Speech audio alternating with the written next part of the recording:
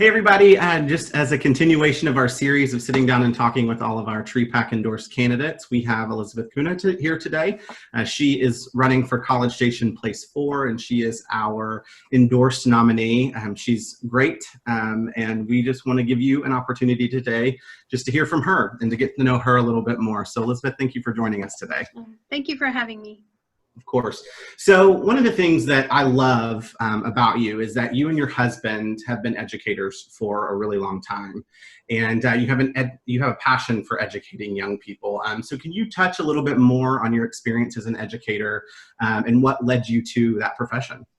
Sure. So one of the things that I've noticed is that anger can be diffused with an increase of understanding. And so part of what I love about my job is helping my students understand how to understand. So we focus on helping students identify their personal learning styles and harnessing their individual strengths so that they can acquire deeper understandings of their world. So like when they first come to our program, they'll say, it's impossible to get through math, or it's impossible for me to graduate because I work with credit recovery at-risk students. But it's an amazing opportunity to accompany them on their growth journey as they realize the difference between impossible and possible is just moving the I am. As they shoulder that responsibility, they start to say to themselves, I'm responsible for making it possible. And once they get that, the anger goes down, the productivity goes up. It's like watching a bird in flight or a flower bloom. And it is so worth the small pay and the long hours to get to watch that over and over and over. So I really intend to bring that passion for individual empowerment through understanding into my city discourses. So this is what it might look like. People have said it's impossible to reduce traffic congestion without also raising impact fees through the roof, or raising my taxes, or spending $10 million to build a half-mile of road. Okay, but what if we moved the impossible to possible by moving the I am? What if we said, I'm going to reduce traffic congestion by reducing the number of single occupancy automobile trips my family makes? I'm going to encourage my children to use the school buses. I'm going to park my car after the first errand and use other transportation options like the city bus or OFO cycles for the rest of my errands. I'm in charge of a meeting, and I'm going to allow a Zoom option so that I don't require all of those people to travel to the meeting, thereby reducing traffic demands. I'm responsible for making it possible. And when we do that, we can solve this crazy puzzle of how to reduce traffic congestion without raising impact fees and raising taxes by moving the I am. That's so awesome, because I think that, yeah, we run into, especially in our society right now, we run into a lot of like, we can't do this. And you really have to think outside of the norm to be able to say like, well, we can, but we need to think creatively about it and not get stuck in stagnant patterns that we're so used to and comfortable in. And sometimes, especially if you're in a community that has issues, or they have some, budgetary constraints or things with debt that might be going on, you need to be able to look at those creatively. We know as an organization from talking with you and interviewing you that you've really spoke passionately, especially in Planning and Zoning Commission, about someone's ability to be able to use a property that they have for what they need to, whether it's allowing someone to stay with them, live with them, foster children, maybe take on a non-traditional family unit in some way. Your opponent has expressed support for the restricted occupancy measure. And we want to kind of get your thoughts and your opinions and just kind of get your bottom line on your philosophy with private property rights and what people should be thinking about right now as far as the occupancy ordinance may go. Yeah, sure. So the ROO, right? I really think the commandment is you're supposed to love your neighbor. I don't think it's you're supposed to pick your neighbor. Is it my business who slept at your house last night? Should you have to justify to me who slept there? and how they're related to the other people that slept there? If the government is just a collection of individuals, then should the government be able to ask who slept at your house last night and how they're related to the other people that slept there? When you get a group that has identified an entire demographic as those people and are searching for ways to ensure that those people don't live too close, that's a warning light. That's a warning light. And usually, almost without exception, when I'm speaking with a homeowner that wants the roof, they are describing the fear they have about being surrounded by noise from loud parties or excessive trash or on-street parking. They're describing behaviors. So we can address behaviors without prying into bedrooms. I am for strong neighborhoods, and I believe that diversity will build that kind of strength. I also struggle with the RU just on the basement of enforcement. The city planner explained the enforcement would begin with noticing 3 or more cars parked at your residence over 10 or more days in a 20-day period. Well, how many of you had 3 cars or more parked at your residence last night?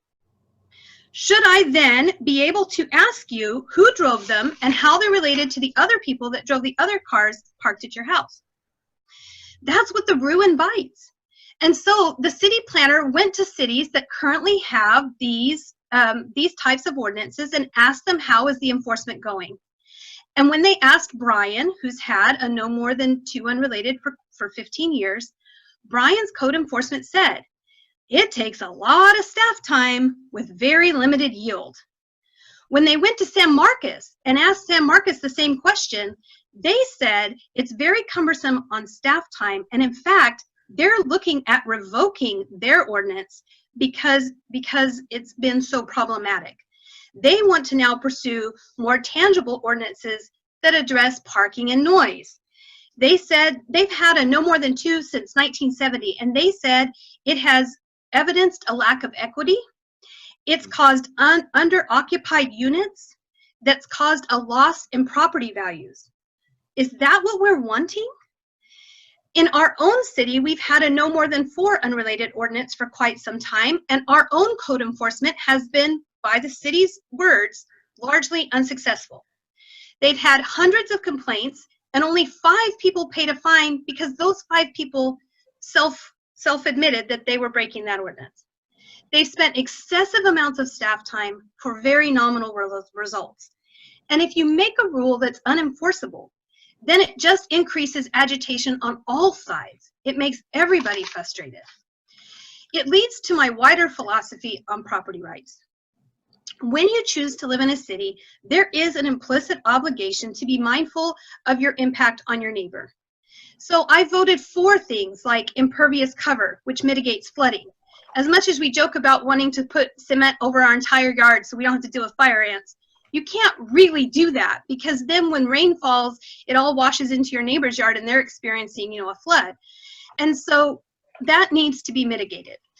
Zoning prevents incompatible uses. So the car salesman can locate on the frontage road of the highway, but not in the middle of your neighborhood.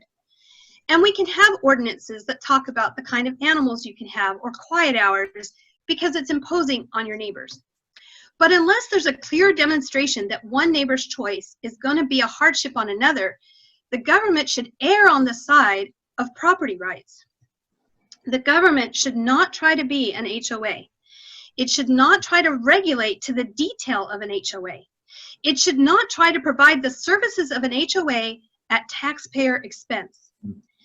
If individuals bought into a neighborhood without an HOA and they're wanting some of that support and they feel like they can't form an HOA at this point, they could form deed restrictions. Often they don't want to, because deed restrictions, as well as an HOA, makes enforcement on the neighbors. The neighbors have to take care of the enforcement. And what they really want is to shove that enforcement responsibility onto the taxpayers.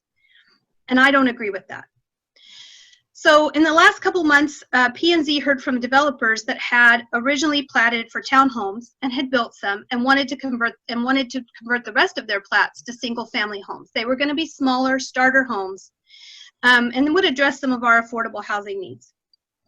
The starter homes were going to be aesthetically in line and in harmony with the established townhomes.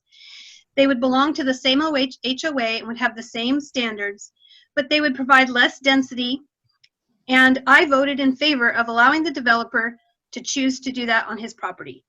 The city council opposed. I think private property rights are private. From the government needs to stop at my front door. They're private from neighbors who are more interested in controlling the property that they do not own. That's great. So it really sounds like your philosophy is people should be allowed to do what they want to do with their property and live how they want to live, and that the government should only step in if there are behavioral problems and we can address those behaviors. We don't need to come out up front and address how they live their life or use their property. And yeah, unless you can show that what your neighbor is doing is harming your property, right. Then yeah, I think the government should stay out of it. Yeah, that's awesome. I think that's what we as an organization think, and we're behind you 1,000%. I just want to give you one final chance here. Just why should the realtors of College Station support your candidacy? It sounds like you're in line with our philosophy and what we believe, but just what's that final pitch?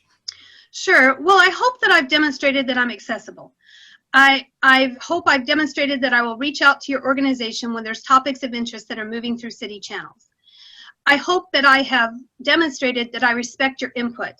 You all are highly aware of neighborhood trends, not just the neighborhood you live in, but all the neighborhoods that collectively make College Station. And just as I know, because I see my students every day, when I see one walk in, I think, oh, are you okay? Is something going on? You might be the first one to know when a neighborhood is experiencing change early enough in the process that you could let the city know and let us help steer that to positive change. You understand what people are looking for when they're relocating. That's valuable insight as we try to attract new major employers to our area. I hope that your vote is a vote of confidence that I both listen and value your input. If you don't live in College Station city limits, you probably know plenty of people that do. Perhaps you could host a meet and greet to introduce us. Or maybe you could use your social media platforms to highlight candidates that you feel will have a positive impact on the direction of our city. Uniformity is not the same as unity. We have a homogeneous city council that does not represent a diverse community. A focus on uniformity invites an us and them mentality. Diversity as a strength invokes unity. It's good to have people from all walks of life on the council. Problems and potential solutions can be thoroughly vetted and blind spots avoided. But our current city council is very like-minded. Of the 7, 5 are endorsed by CSAN. My seat is currently vacant. If I lose, CSAN will have 6 seats, far beyond a majority and well into a monopoly. Such like-mindedness limits discussion and focuses heavily on a single side of any issue. Should CSAN endorsed candidates hold council seats? Yes, they should. It's part of diversity. Should they hold every seat? No, they should not. There are only 2 seats held by a woman, and they're both on the ballot. We could again revert to an all-male decision-making body. How much demographic diversity is on the council? How much philosophical diversity is on the council? How much will your insights and concerns be factored into the decisions made by the council? All of these questions are going to be answered November 3rd. I implore you to invest your time between now and then to help voters make informed decisions, because those decisions will have consequences that ripple far beyond our city limits and far beyond 2020. That's awesome. Awesome. Elizabeth, thank you for your time today. We greatly appreciate it, and we wish you the best of luck on November 3rd. Thank y'all so much. I appreciate y'all doing this. Information really is the driver of good decisions. Absolutely. And so just getting that information out there is huge. Thank y'all so much. Thank you so much, Elizabeth. Okay, bye-bye. Bye.